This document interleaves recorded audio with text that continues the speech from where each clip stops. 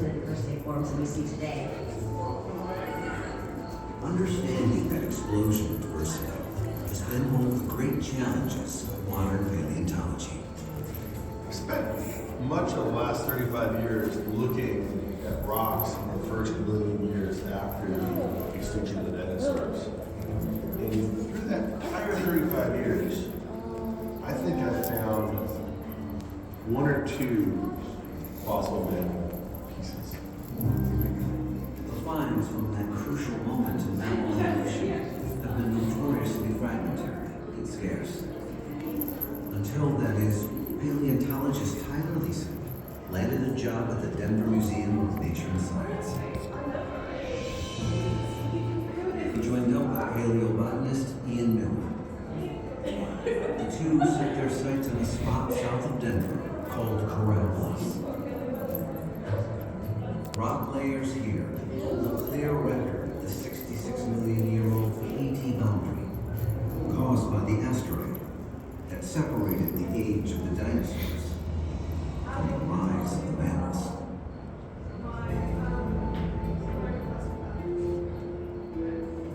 At first, Tyler was underwhelmed by the site. I looked for several days and really didn't find a whole lot. Frustrated Tyler had no way of knowing that a museum volunteer had already found the key to his search. So one day I was walking along in an area I'd been many times before, and I saw this white round rock sitting there on kind of its own little bit of pedestal. And I picked it up and looked at it, and as soon as I looked at it, I saw these teeth that were just smiling at it.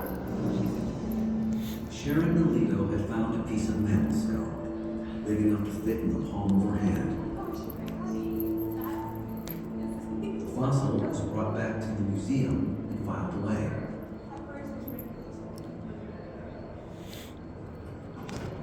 Until Tyler came across it in storage.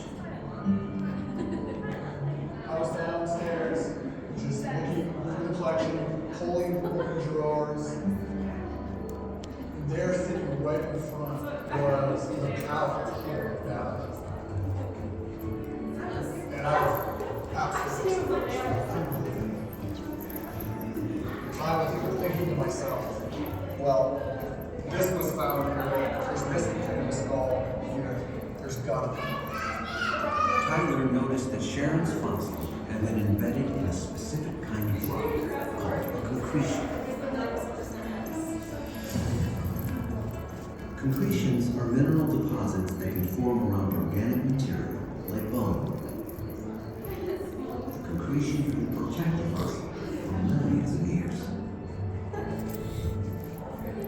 Sharon's skull was incredibly lucky because it showed that this is the type of rock. Scientists here hadn't normally focused on concretions when searching for fossils. Tyler's eyes, honed by his years of dinosaur hunting, were accustomed to spotting bits of bone sticking out of sedimentary rock.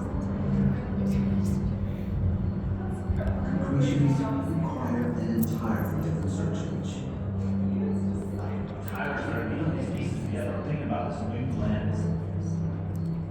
And I see this rock, this concretion on the ground.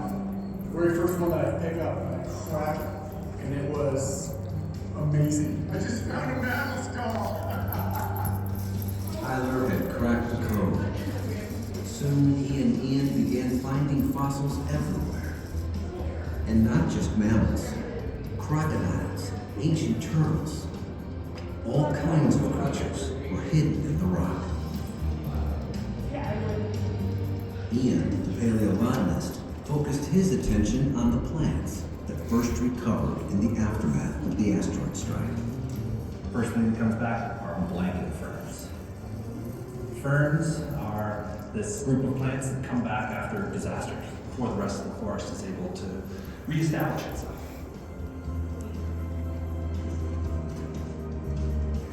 After the ferns came forests of palm trees. And then a big new discovery, from a far less experienced fossil hunter. Ian was leading a group of teenagers on a science project. We're doing all kinds of different things. It wasn't a terribly exciting sight, but this one student, her name is Aeon, and she hands me this rock, and she's like, "What's this? Did you get something?" And so I took it up and looked at it in the light, and lo and behold, it was the middle part of a bean pod. I found this lagoon just seconds ago from this rock that's named Right here, right up to the KT boundary, this is the earliest record of the legume family ever in the fossil record. So it's pretty cool. The legume was more than just another plant species. It was a new kind of food. Legumes are like these protein bars for the mammals on the landscape. And at that same moment, we see all these new large mammals. So we think that they're taking advantage of this new food source. Here at Corral Bluffs, we're seeing an explosion of diversity and size in mammals, all tied to the evolving plant life. In the first 2 years after Ian and Tyler made their initial find, they've collected about 1,000 vertebrate fossils and some 6,000 plants. It's a massive haul. So I guess they're looking a big skull. What we have here now is the chance to pull all of it together.